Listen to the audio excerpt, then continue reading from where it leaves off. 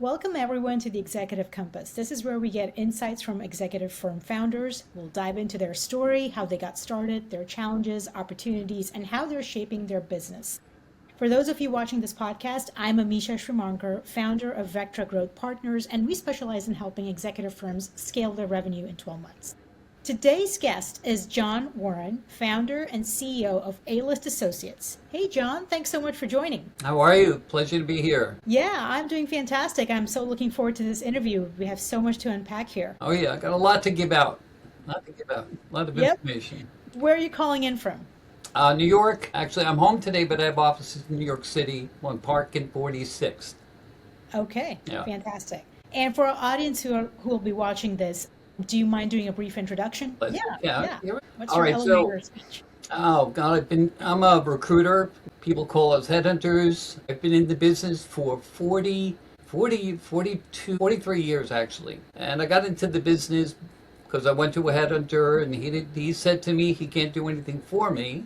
And I said, well, I want your job because if you're getting paid to do something so easily, you want to be talking to me as if you want to help me find something, give me guidance. So I took a job as a recruiter. I had a company I worked at before that was in fashion actually. I was an assistant buyer for couture lines of Calvin Klein, Ralph Lauren, Nippon, and Klein. I didn't last too long because I wasn't really good at fashion. So after I got told it's not for me, I went to an employment agency. Back in the day, in New York City on 46th and 5th Avenue, there were stacks of agencies, one on top of another within a block radius. And that's where I got introduced to the industry of recruiting. Because I've had people I knew from the fashion line, I started calling them when I started with this employment agency. I said, oh, I'm sorry, I'm no longer with Lord & Taylor. I'm now a headhunter. It's, oh, John, we really liked meeting you when you were at Lord & Taylor. We're looking to hire these people. I said, wow, this is really nice. My first couple of phone calls I made, I've got a couple of openings, and I was like, okay, let's find the people. And it just kind of morphed into this normal logic of finding quality people, intellectual skills, just being very professional, and somehow things just connected and they get hired, and that's how it started 40 somewhat years ago. Wow, Yeah, that's 40 years I am. I opened up my own agency 24 years ago. okay. I used to come from a larger agency. I was kind of, between 9 to 5, I did have an ego. I ran the place. I had all the job orders. I had a lot of people. And my desk became central. The problem with that is you make splits with the agencies. So you're doing all the work. Your reputation's on the line with your client because without clients, doesn't matter. Your clients are the one who pays you. Candidates came in. There were tons of them constantly flowing in. But I'm kind of straying from the situation. But anyway, I started making hires when I left that agency because I was not wanting to split my money with anybody. I started my own right after, it was after 9/11, a little panicked. I had 2 kids. I had a mortgage, a wife. I said, oh boy, what am I doing? But the best thing you ever do is you take chances out there in the world if you want to get anywhere. You have to just do it. By the grace of God, he said, okay, I'll be behind you. Next thing you know, this agency took off. A bunch of my clients, the best part about it, my clients will follow you. They follow you. That's the trick. You always want to make sure you have the clients' relationships because you could start your own and they, again, follow you. They don't follow the agency by name. They follow you the reputation you have, the relationship you build. Now, if I'm going to fast forward to where we are today, well, the success of my business really did well. It did success because of the intellectual communication, contact with humans, eye to eye, just like look what we're doing right here. I'm looking at another person here, I'm talking. That's the best relation. Those are the relationships you kind of start with. Yeah. I find AI to be kind of interfering a little bit with the natural skills one has in personality. You can't text things you can have an emotion with certain words, but eye contact is what we're all about. We're all human. I'm not crazy about the computer world coming over and kind of playing the breaking us a little bit apart from each other's this way of doing things. I made my money by sitting people being right in front of me or on the phone. I find even text to be a little bit personal too, which is nice. It's a relationship you're getting. If someone can get a text number with a client of yours, it's a great relationship. So I'm an old-fashioned kind of recruiter, but I don't know if I can tell you this, but I placed everyone from Donald Trump's executive assistant to George Soros's to a lot of famous people, top CEOs in the companies out there based on this mouth of mine. Wonderful. Based on mouth, based on people sitting in front of me, socially getting Hmm. out there in the world. All right. I love it. I love it. I wanted to ask, your specific niche is placing executive assistants. Is Correct. that correct? Correct. Yeah. How did you land on this niche? Was it trial and error? Did you know from the start when you started 24 years ago? What was the Yeah. process? I was basically, it was a niche because when I left Lord and Taylor to start the recruiting, these were interacting with people. The chemistries of the candidates that I placed there, so that's how I got into this, was the relationships and normal logic of placing the right culture fits in Hmm. positions, making sure that you could. I always look at this easily said. Do I want to look at you every day in the office walking down the hallway? Are you a personality that I'm going to want to smile at? And you're in, what are you delivering with yourself every day because you're spending most of your time in your office supposed to be in the Sure. home. So the people you're spending 8 hours a day, 5 days a week with, you have to connect. You have to say you have to say, as I refer a candidate on to a client, can I see this person smiling in the hallway every day? Can I wave to them every day? Are they going to be enjoyable? Do they give off a certain chemistry that works well? So in my world of placing executive assistants, they tend to be, I look for the ones that have a caring and have a lot of empathy. I look Mm. for people that have stability in their backgrounds. I look for ones that care about other people more than just as much as they're caring about the work that they do. Yeah, so I find little words they look for during interviews very important for me to get a candidate to trust me is I want to know about them. I ask about where did you look at your bios. Let's go over them. A lot of times people do want to speak and talk about themselves, and that's important to develop a good relationship. Opposed to, I'm John Warren. I'm a headhunter. I'm looking, I just, if it brings up just a lot about me, Yeah. it's not, I'm basically leaving them as the product of somebody just I'm looking to sell. If I don't know this product well enough, I'm sorry to compare a product with a person. Yeah. No, I get Yeah, what you're but saying. I want to get to know them as a person. Where did they grow up? What are their hobbies? I know that some people think why ask these questions? Because Hmm. that makes someone interesting. If someone just has a very in the box personality and doesn't have some color to their background and their lives, it Yeah. doesn't make that person as much interesting as they should be. Or they just want to keep things contained. Sometimes people don't want to say much. And then I Hmm. have to say to myself, okay, well, she's very quiet. Can I put her in front of marketing? I don't think so. If there's a personality that's, there's so many chemistries that go along with learning what I do throughout the years, what works best with personalities and chemistry. Yeah. I don't think you'd find that with AI. Yeah. I don't know. I'm not saying it's a terrible thing. Sure. And I'm going to want to learn a little bit more about AI, but I'd like the core of the industry of recruiting is you've got to love people. You Yes. got to look at logic. You have to find intellectual connection between you both or the people within your office.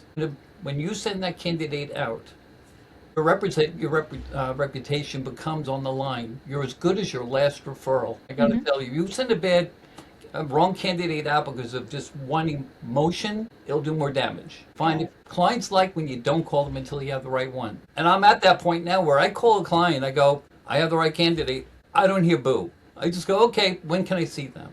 You know, Wonderful. that takes time. Yeah. And when you say that takes time, I mean, how long is your process when you finally think you have a candidate ready and you present it to the client like, "Hey, I have got someone." Or is it the other way around? Is it more them reaching out to you first? And then how long does that take to fill the position for you? For client, depends on when the client's looking to hire. It's important to find out how fast you need somebody on board. Do you have time on this? Are you just starting to search? I tend to, again, master the industry when I'm in. I'm known to send one candidate and I'll send three candidates. You'll definitely hire one of them. Sometimes it's two they'll hire one of them. There's times I just go, I almost want to stutter when I talk to my clients that I have the most amazing unicorn and you'll just bring Yeah. her, just see her, you'll hire her. Wow. And a lot of times it works. They hire them again. Yeah. But I placed over, what, Again, for 1,000, I don't think I told you this, I placed over 1,240 executive assistants in my career. Amazing. Yeah, I love it. And I'm ranked number two on my Yes, line of work, which I I'm was very, coming to that. yeah, Yeah. I was like, oh, number two in ChatGPT. I want to be number one. I want to Yeah. be, Oh, we'll talk about that. yeah. Okay. I want to know what are the different industries that you place your candidates in? Is it, Most in New York City is a financial hub of the country. yes. Majority of people here that live in New York need higher salary, need bigger salaries. Financial institutions pay better wages, so do law firms. But I'm noticing this, yeah, it's more like that. So my industry is mostly private equity, hedge funds, investment banking. I like startups and I like small boutiques. I used to years ago like the big companies, but I think there's some restructurings going on in those worlds. My reputation throughout the years, companies being referred to me by placements I've made, that's their comfort zone of working with me. I hope I'm answering the question. No, no, you are. You are. I love it. Thank you. My follow-up question to that is, with AI taking on so many of these so-called assistant roles, like where you can throw in stuff in automated workflows, and do you see that kind of impacting your specific niche where candidates or employers say, I've got an AI assistant doing this, or I've got an AI assistant doing that. I don't know if I need an exec. Trying to get to is there a difference between say an AI assistant doing so many of those tasks, we have AI agents and all of those things. And when they are looking for an executive assistant, which has more of a human element, this is a person live in flesh working with you. Is there a difference there? You know, I don't want anybody to ever fear getting into this line of work. Don't ever fear human resources or people dealing with employment. When it comes to executive assistants and AI interfering and taking care of a lot of the needs of these executives, there's a lot of EAs today also really want to take care of the bosses. They want to take care of their managers. So AI is limited to one thing, and they'll give you, they'll give you the scheduling, the meetings, travel, whatever they're doing, whatever AI is capable of doing. There's the AI doesn't have a care factor involved in this. An interaction with people, AI does not have this. All right, but granted, AI can do certain things. But again, I'm going to go back to the human element of communication with people. If you want to balance this out, I'm hoping that turns out to be that way, that AI, it's making its entrance here. Personally, I think it's just overwhelming. I think it's a brand new thing, and we're all kind of going, oh, what's it's capable of doing that's going to interfere in my career? If I could just, I'll bore you my optimism that I'll just say, no, you'll always need that human version, human person to care about their team. All right, so if there's a need, for example, executive assistants today usually support hiring EAs to C-suite executives, the CEOs of companies, but they also fill positions supporting teams of 5 or 6 people. And I think that's going to be, instead of supporting 1 or 2 people, executives, call them managing directors or whoever titles they are, they're going to be taking on more executives. I notice this going on now, that they're stretching out the executive assistants a little bit out there. They're paying them better, which is good. So I'd rather see that Yeah. than to see a full elimination, Right. really tweaking people's salaries. Some people, you can master. I have executive assistants that support 12 people right now, and they're making very good money. But you're never going to be able to replace that person with AI. I don't think it'll ever happen because AI is not bringing this executive a cup of coffee. This executive assistant isn't ordering the lunch and having it brought to the desk. Or this executive assistant, this AI is not going to do that. People do this. People want to come in there and see a human sitting in their office. How was your weekend? AI is not going to do that. You're married into an office 9 to 5. Imagine you go home and you have a computer opposed to your wife or your children. All right. It's a depressing reality. Not one I want to be a part of. I don't want to walk in my front door and having like AI, hey, welcome home. It's not, it's just a machine saying it to me. I love, again, if you're a people person, then you're going to be on my thinking stage. Of Yep. Yeah. I hear you. Yeah. 40 years in business, 24 years on your own, rated number 2 in New York City, and you've done it all solo, which is mind-boggling. What is the secret of maintaining that level of quality and performance without the overhead of a large team? Like, how do you do it? Be unique. Be yourself. Do not be what salesperson. Care about people beforehand, because if you're in recruiting, the product you're selling is you're selling a human to a company. Yeah. if I could bet this, I'm going to put this in layman terms. Chemistry to me is everything. So you have to have the ability to be able to read through people's what they want, and are they justify what they're looking for. Some people have a lot of dreams that I try to help them with their dreams, but a good recruiter also is an educator. We're the eyes of what goes on out there in the city. They just know maybe through what they see in their office, but I look at again, the history of doing what I do is to tell them what's really happening out there. Sometimes that's a slippery slope because their aspirations and their dreams for what they want, they could be looking forever. And I'm afraid sometimes there's a lot of very difficult people out there. I hate this stuff. Maybe you'll edit this part. Okay. There is a lot of very bad executives out there that are very high-end, big names, and they bring in a ton of money, and they can get away with a lot of things. And I use this term, it's called slaying a dragon. I mentioned this to a lot of candidates. The higher comp you are looking for, and if a company cannot fill it internally, it's because people inside these companies know the bad guys. They don't want it. They don't want it. If they're making for $20,000 more and have to deal with somebody very difficult, they'd rather stay where they are. Here comes, A-list associates comes on board, and I'll get to hear that word demanding, and I get that word difficult. Be careful. Well, it's not being careful. This is who they are, the executives. They can be very difficult. They can be very demanding. My job is to see the thick skin one of candidates, and I have to educate the candidates that these are demanding people. Have you ever worked for a very difficult person? A lot of executives, I'm fortunate that a lot of all my clients are very nice. And they're not screamers and yellers. Back in the day, I didn't know better. I would take a job order working for Mr. Demanding. And the next thing you know, I get a phone call 2 weeks later after she started crying on the phone. My God, my boss is screaming at me. He threw a waste paper basket and he cursed me out. And I'm like, and then their guilt. Here comes guilt now. I have to deal with, look what I did. And sometimes it's a candidate who would have left a job for the position I placed her in to find it was a terrible job move. So again, for a headhunter to really have a good heart, money should be your byproduct. It'll come to you as long as you're genuine. And people today are very smart. A lot of these executive assistants are college grads. They're very smart. They can tell the difference between a salesman and someone that's talking logical. Know your clients. Tell them the history of the people I placed there. Or if it's a new client, how would they refer to me? As long as there's that comfort zone that I can tell a history of, and then these candidates today, they don't just necessarily have to listen to what I say, they go on LinkedIn. Click, click, click. They'll do their Google search about Mr. Wilson or Mr. Jones, sure, about what, go to Glassdoor. There's a lot of sleuthing people do today, opposed to just listen to what I say. Yes, there's a lot of information out there. That is true. Easier to make your decision. Yeah, so I rely on a lot of people to write Google reviews, make sure that when I place them, that I get my little, give me my 5-star, Yeah. No. Yeah.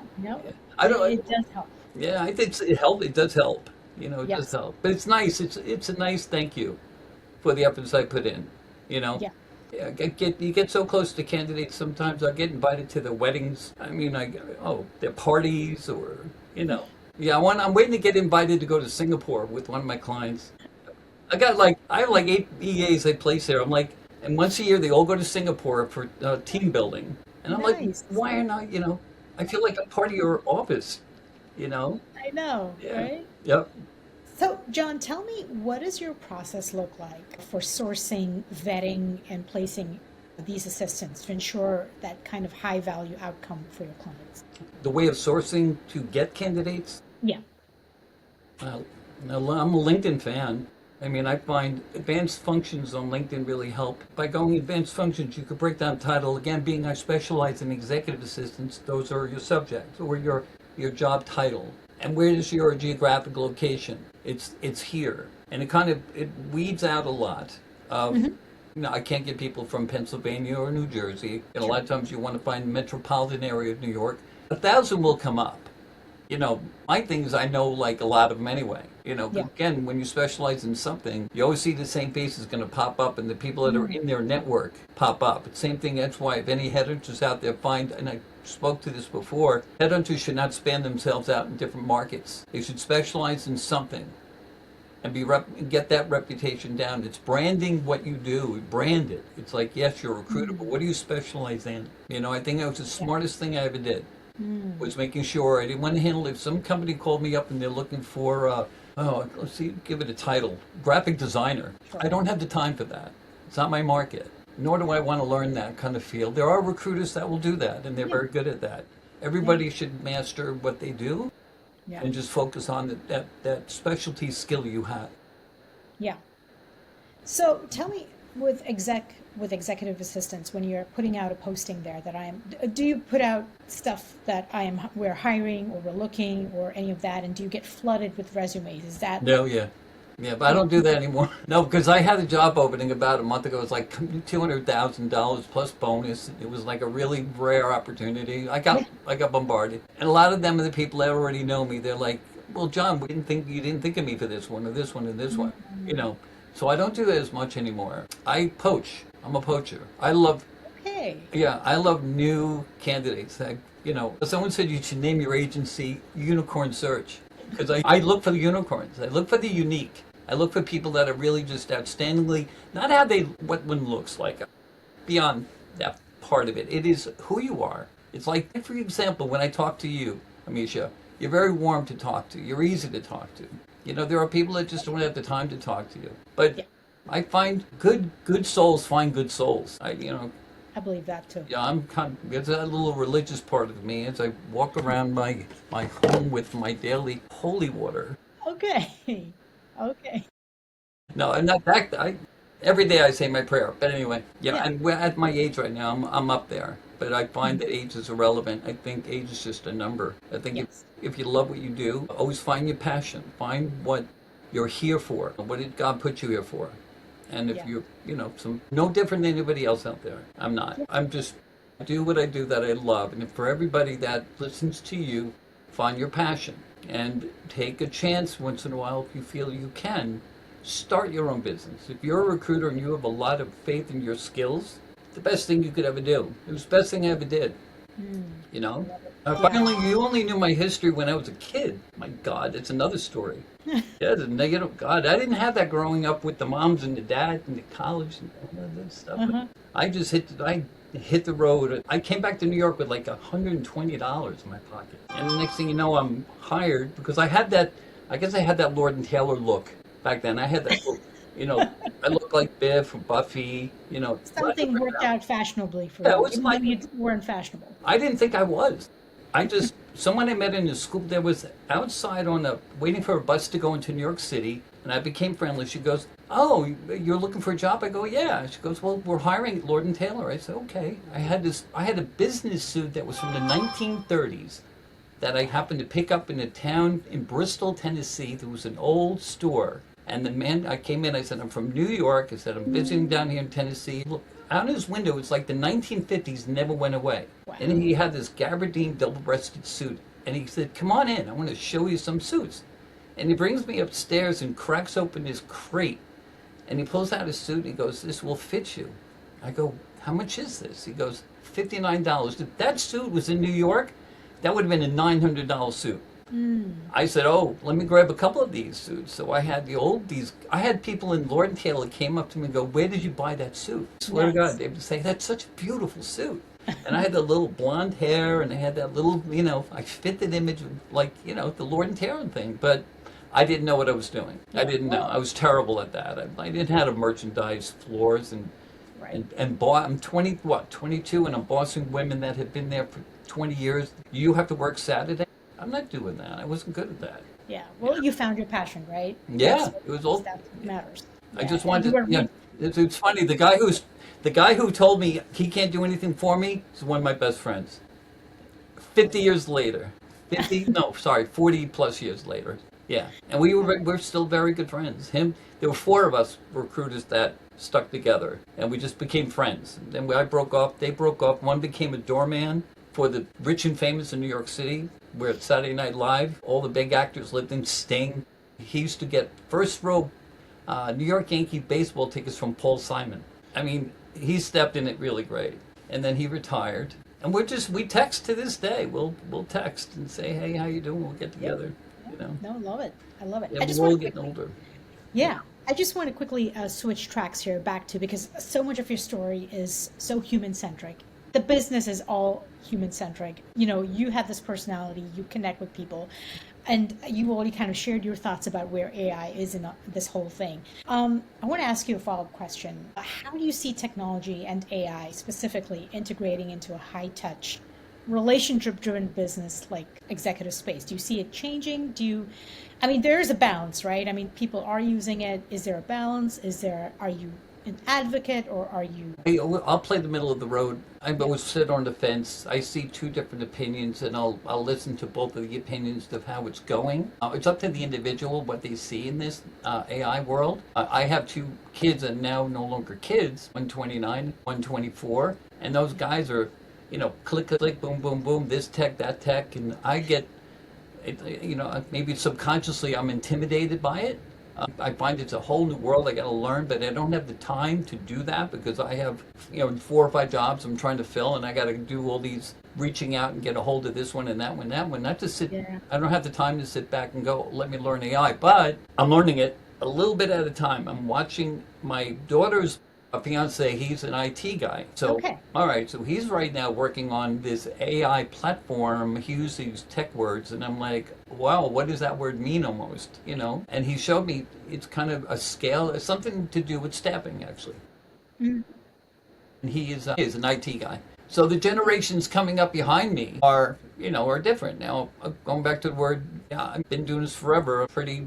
Got that little legend thing going on out there. yeah, But then the gang coming up behind me, the 40s and 30s and 20s, I'm still interacting with them. Those are the ones I recruit often. They're not playing around with the AI issue either, but they do fear it. Because it does come up in conversations that, I don't want to be replaced. yeah, Is this going to happen? You'll find candidates I'm seeing lately that want this full world of remote. All right. Well, that's mm, all right. I'm not gonna beat it up. How do people want to stay in their home all day? I don't know. And I think you need to get out there in the world and see people. yeah, But AI going to take a lot of jobs away. I think.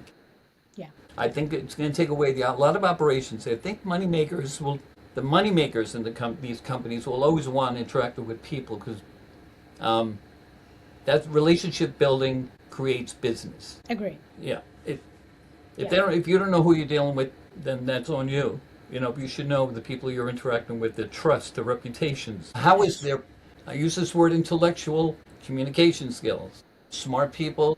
Not everybody has to be college grads. They just got to be logical and kind and professional. yeah.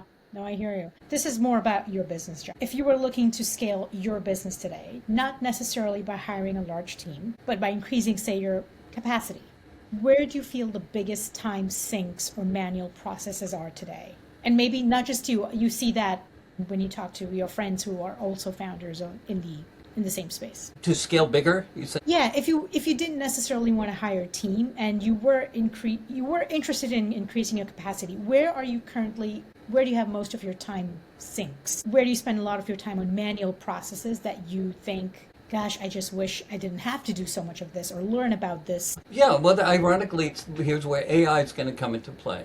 People emails to me as I learn as I go along, where I would like to be able to send out 30 emails at a clip via AI, and maybe make it personalized if that opportunity ever came that way. That's a learning thing for me to do. Yeah. All right, so I'm in the idea of I have a gentleman out in California who does my SEO work. There'll be, I'm hoping my daughter's fiance will be part of the AI world, that he'll teach me how to integrate. We talked about this actually. He was over a couple of nights ago, and he was giving me ideas about AI, about how this can help my business. So, fortunately, I don't have to. I even asked him and go, okay, is there a school I can go to? Maybe take a month course, and then I could really understand how is this going to benefit my business to grow further, maybe take it another level.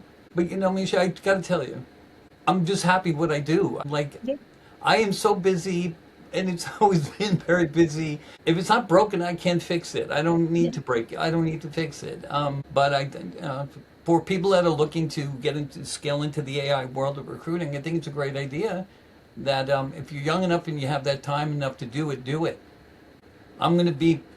I got another 5 years to go before I go and my surrender flag and just enjoy the rest of my life and retire. Yes. But my wife says I'll never retire. She goes, you love too much what you do. She goes, You love to enjoy what you do. you'll sit around for an hour and you think, okay, let me relax. And nope, I got to do this. I got this You route. have too many ideas and too many things. Yeah. Yeah, so that brings me to my next question. When you think about the next 6 to 12 months as we're heading into the new year, is your bigger lever winning new client relationships, or is it going deeper with the ones you're working And thanks to the network I'm in and the level I handle, whenever executives talk to other executives, where did you get Tom? Where'd you get Mike? Where'd you get Fran or Susan? And my name comes up. We got it from this headhunter, John Warren, blah, blah, blah. That, again, it's a who you know world we're in now. A lot of it is more who you know. If you're looking to break ground with some people you may not know, it's going to be a harder task. Am I answering the right question for you there? No, you are. Yeah, because I think it's in the world now. Your network, the people you know, it's who you know in New York now. I think I don't know, maybe I'm wrong. Maybe there's going to be that hungry young guy like me many years ago, breaking ground. You're going to eat the word no a lot because a lot of clients are like, nope, no, you make these phone calls, no, hang-ups. And it's even worse now because I get these bot calls and I'm thinking, and they have wonderful phone numbers. I look at a 212, I said, that's a classic New York City number. I'll pick it up and I'll wait. There's like 5 seconds and I hear this little bloop. And then I hear like someone from wherever. And I said, but you have a 212 number and your company's not what it says here. It'll say Verizon, and next thing you know, it's Billy Smith from blah, blah, blah company. I'm like, okay. So now that's another thing in my line of work here is my phone rings an awful lot. 20% of my day is bot calls. Again, then you hit that delete button, but I tie two of my lines together. So I just click and like click. I'm always like hang up. Yeah, Yep. I love it. Yeah, people don't pick up their phones either because they're thinking I'm a bot call, I guess, too. I know. But I tell them, and put my name in your contact list. I always say that, so you know it's me. Yeah. John, this has been a fantastic podcast. Where can people find you? They can find me at JW at alistassociates.com. I go to the website alistassociates.com. You'll see there, and plus I have TV interviews. You'll see if you wanted to see me on Fox News or CNN back in the day when I had hair. What else you could find me? Yeah, or John, you could email me your resume directly to john.warren@alistassociates.com. I do specialize in executive assistants. I handle very prominent names in New York. Again, I've mentioned people that were stringed along to me from the days of Donald Trump 25 years, 30 years ago, 25 years ago. And through him, all these other people came to me that wanted to know, where did you get your executive assistant, which was Mr. Trump, and then it just spread out. But a lot of my clients, I have some celebrities come along once in a while, and who else was out there? Kanye West, that was my cool hit. Okay. Oh yeah, Kanye West came and sat. He hired two of my people. I had Roger Waters. People like this at my age. I had Roger Waters of Pink Floyd sat right across from me at my office, and he needed a personal assistant. So there's a lot of. Someone said I should write a book because I have stories of top executives. I can't even mention some of them because of NDAs. I can't even drop their link. So I can't even bring them up. But there are a lot of them. Yeah. Awesome. Yeah, it's also good. So I need top executive assistants. Anybody out there in New York City, that's where I play, all right? You'll be in good hands. Also executive assistants, office managers, look me up. I'm number 2. Okay, thank you. You Thanks, look the John. best. Amisha, pleasure meeting you. Talk to you soon. Good luck, everybody out there.